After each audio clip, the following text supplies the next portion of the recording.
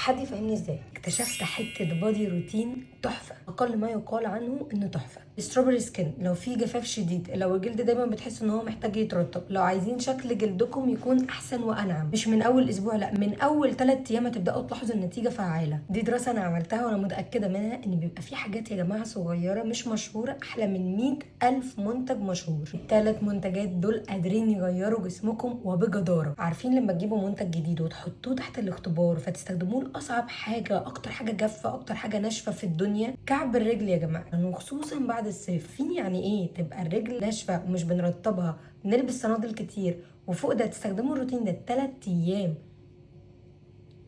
بكلمكم بجد، هو نهى الموضوع، خلى ملمس الجلد في حته تانية خالص. معرفش الروتين ده فيه ايه، والحمد لله انه مش مشهور، واتمنى ما يتشهرش عشان ما يغلاش. واول منتج فيهم هو البادي لوشن، واعتقد باين اذا كنت بحبه ولا لا. 30% يوريا، علاج فعال جدا للستروبري سكين. 7% لاكتيك اسيد، يعني تفتيح خطير، وغرقان مرطبات. هتلاقوه سريع الامتصاص جدا، وبيسيب لمعه وجلو وترطيب تحفه. واخدين بالكم من حاجه؟